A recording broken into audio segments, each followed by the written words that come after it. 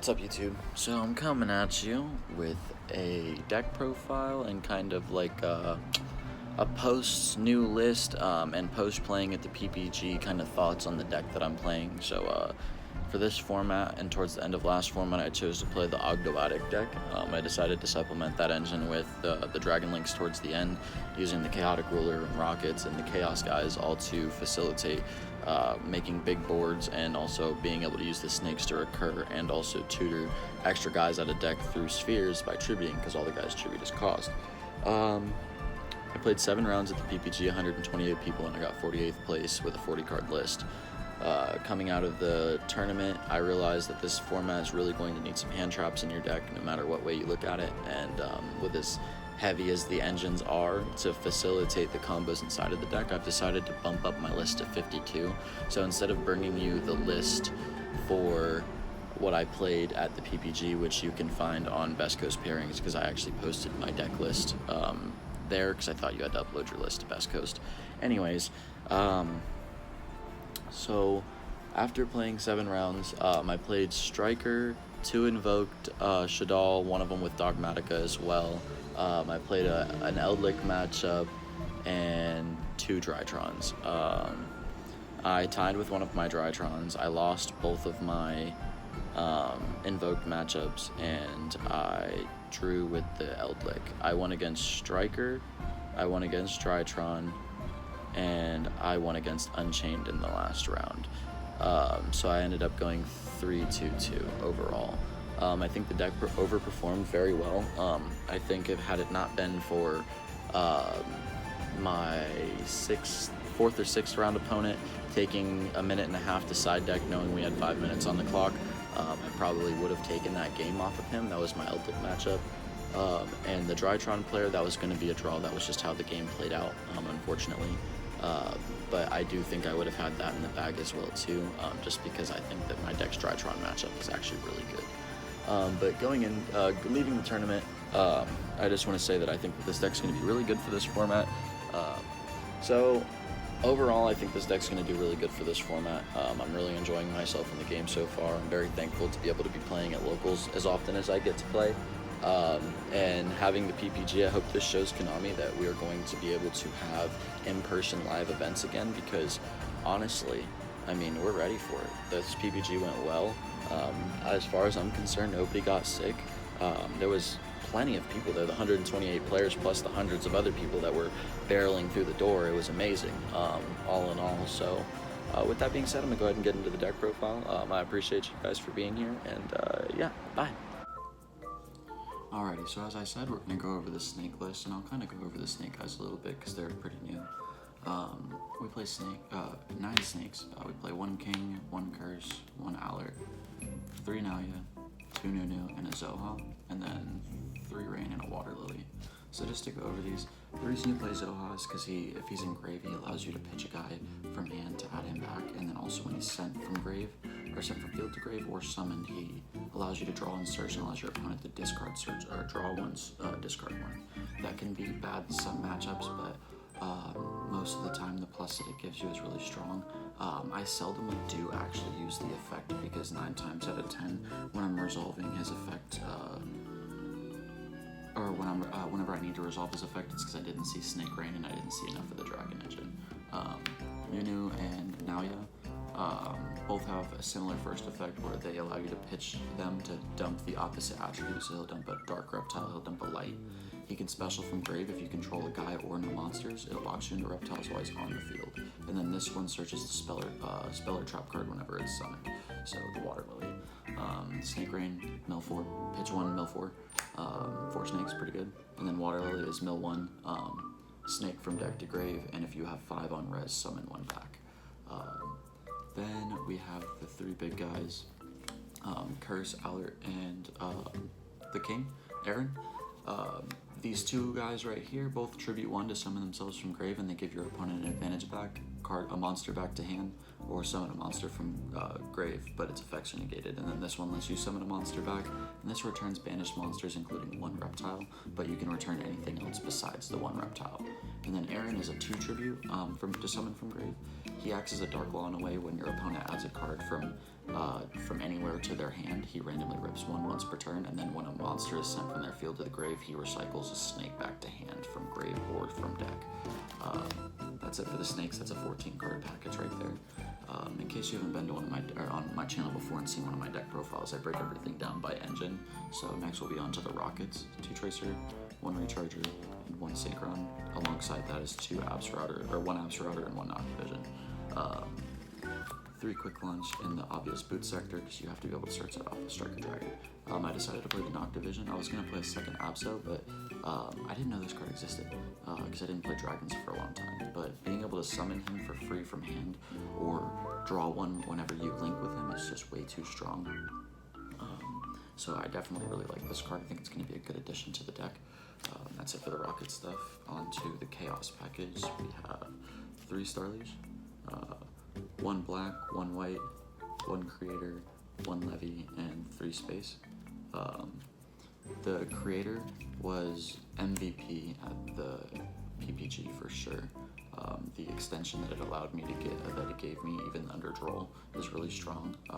This card, the Chaos Creator, is one reason I can truly play around Droll and Lockbird. This package pretty much truly speaks for itself. I think it's the best engine in Yu-Gi-Oh! Right now, so I stand by that, especially for it being so small. So there's that. And then the last of the dragons is going to be your Brotar, the Diabolos, and then the generic Foolish Burial, which dumps all of our engine cards. This last part of the deck is everything that I've added post-tournament, everything that I've added for consistency and also for interaction with the opponent. As I said, hand traps are going to be more important in the slower format. So first we'll go over the Raiden and the Charge. I would really like to resolve a Charge of Light Brigade as a power spell before I resolve any other card because it allows me to mill 3 and then search. And the card that I search allows me to mill again, basically giving me a Chaotic Ruler mill 5 without having to go into the Chaotic Ruler. And because he's a normal summonable level 4 tuner, his versatility just becomes so much higher, being able to put me into Savage, Chaotic Ruler, Minerva, or King of the Feral Imps is very, very powerful with this card.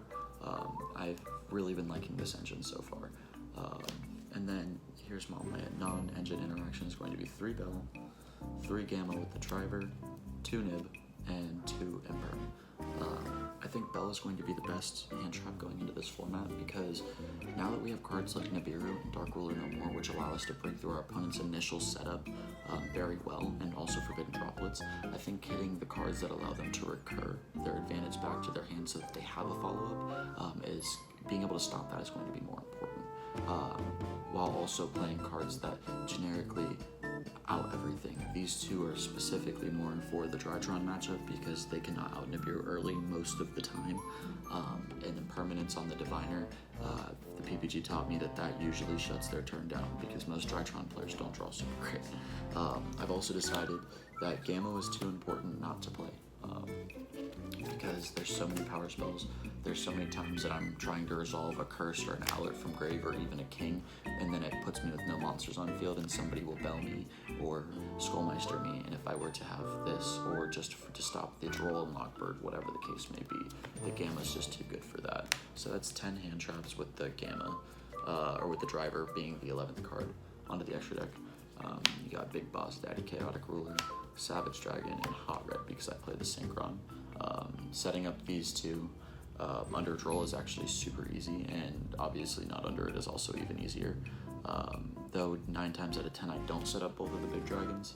Every turn I go into this, whether it's reviving itself back from the grave or summoning it from the extra deck because over and over again because I keep putting it back in Chaos Space. This card resolving it as many times as possible is just too good. It resolves under Droll, even though you won't get the card to hand, but dumping 5 is always super good. Sometimes I don't even want to add any of the cards to my hand, so it's okay. But I think that this is going to be what saves dragons in a lot of ways because this card is just too strong. Onto the Xyz, I play 1 Minerva, 1 King of the Feral Imps, 1 Ding, and 1 Sanafond. Minerva is the newest addition to the deck. Sometimes I have 2 4 bodies on board and I don't want to go into Feral Imps because I don't have a target in deck, or I just don't want to go into it because it's not good. Minerva seems like it could be really good as either a late game extender or an early game starter if I can get into it, just because it allows me to mill so much and then I don't ever resolve the draw effect. I don't think I ever will. I don't care to. I just want the mills. Xenophon is low-key your greatest boss monster. This card outs the Drytron matchup and puts a hindrance on every other matchup in general. A lot of people have a very hard time playing around this, and some people don't realize how to play around this card. You have to stop this card on pawn effect activation, because even if you remove it, it still lingers. I had multiple opponents after they removed the Xenophon from the board, tried to still summon from grave, and everything, and it just, you have to explain to them you can't do that. And a lot of people don't realize it's 100 for each grave, 8 monster in each grave, so this card easily can jump itself up to 5k, 4 to 5k very, very fast, and it puts pressure on the opponent very quickly. That's it for the Xyz. I don't think King of the Throwlands or Ding need much explaining. The one poor lonely striker dragon, Pisty, 2 spheres, 1 quad, 1 protector, 1 repro, and 1 moral sword.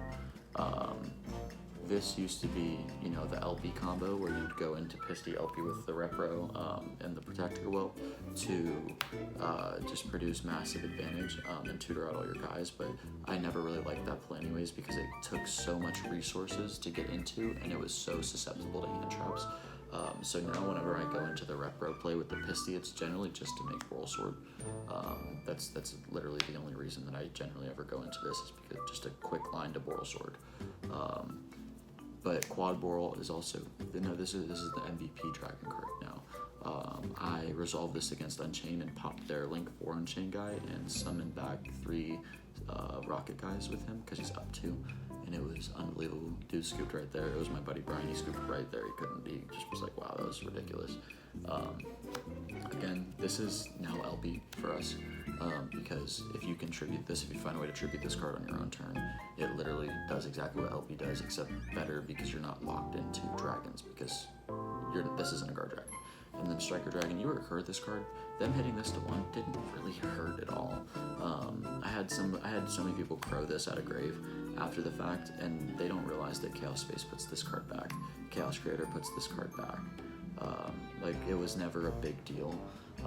And most games I never had to summon it more than once anyways, all in all, because the snakes would provide you with so much backbone recursion that going into multiple Striker Dragons isn't necessarily necessary anymore. So there's that. What's up, you beautiful shits? I really enjoy this deck.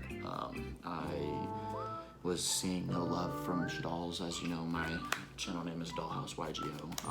Also, let me know what you guys can think about new channel ideas, since I'm not going to be maining that deck anymore. But yeah, this deck is really cool. I wish that it floated a little more. Actually, it doesn't float at all, but the recursion game is still super strong. The boards it produces is very strong. I'm excited for future Snake support. I'm excited for future Dragon support. I think it's all still going to be fine. We may not be the best deck in the room anymore, but we are for sure a contender, and people are going to have to watch out for us. So if you guys enjoyed the deck profile, please drop a like, leave a comment, let me know what you would change. Again, this is a 52 card list. If you ever want to get down and chat about it, I'd love to. Snakes is really cool. Dragons are really cool. So anyways, y'all have a great day. Be safe, and stay tuned for more.